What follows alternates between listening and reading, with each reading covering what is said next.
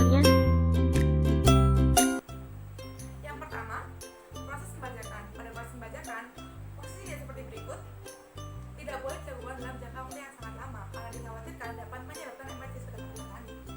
Maka kelompok kami menyarankan para petani untuk mengeliminasi alat seperti berikut dan menggantinya menjadi alat seperti berikut. Yap, menggunakan traktor. Namun ternyata dalam menggunakan traktor masih ada bahaya-bahaya seperti kebisingan dan getaran yang dapat mengancam nyawa petani. Maka dari itu kami menyarankan para petani untuk mengenakan APD yang lengkap seperti ada di sebelah ini. Untuk tahap selanjutnya yaitu pada proses penanaman, petani disarankan menggunakan kaos lengan panjang yang menyerap keringat. Kedua, celana panjang yang tidak ketat. Ketiga, kaos kaki. Keempat, sepatu boots. Kelima, masker. Keenam, topi. Topi ada dua macam, model capil dan topi yang langsung menutup sampai ke leher.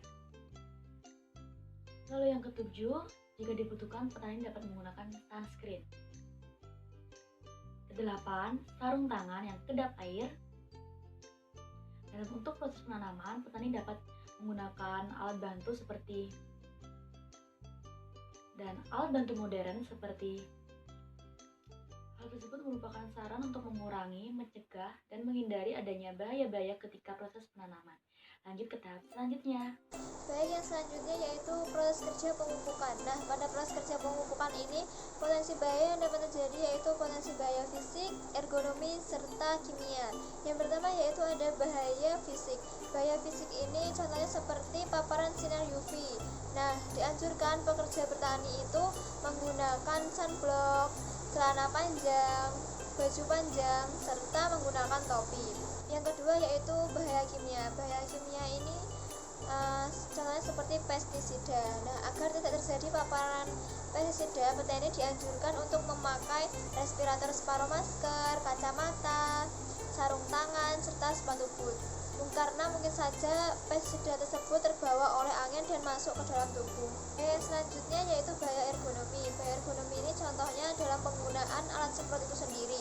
Nah, dianjurkan petani itu menggunakan alat semprot yang otomatis. Karena apa? Karena menghindari gerakan yang berulang pada saat proses penyemprotan, karena dapat menyebabkan pegal-pegal dan linu-linu. Seperti itu.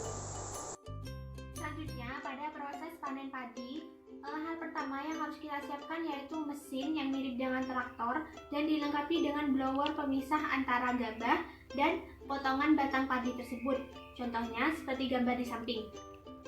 Nah, selanjutnya, sebelum kita berangkat ke sawah, pada saat di rumah kita menyiapkan diri terlebih dahulu, misalkan dengan mengenakan baju lengan panjang, tentunya yang dapat menyerap keringat. Setelah itu, mengenakan celana panjang yang tidak ketat. Salah satunya yaitu bisa dengan mengenakan training. Nah, kemudian dilanjutkan dengan mengenakan sepatu. Namun, sebelum mengenakan sepatu, alangkah lebih baiknya jika kita menggunakan kaos kaki yang panjang. Hal ini berguna agar kaki kita tidak lecet ketika mengenakan sepatu tersebut. Lalu dilanjutkan dengan mengenakan sepatu boots. Nah, setelah mengenakan sepatu, kita dianjurkan untuk mengenakan sunscreen pada anggota badan kita yang sering terkena paparan sinar matahari, misalkan pada wajah dan tangan kita. Nah, setelah mengenakan sunscreen, dilanjutkan dengan mengenakan masker yang dapat menutupi hidung, mulut, dan leher kita. Nah, setelah mengenakan masker, dilanjutkan dengan mengenakan sarung tangan yang dapat menyerap keringat. Nah, langkah terakhir sebelum berangkat ke sawah yaitu mengenakan topi. Hal ini bertujuan untuk melindungi kepala dan wajah kita agar terhindar dari paparan sinar matahari. Sekian dari kelompok kami. Terima kasih. Wassalamualaikum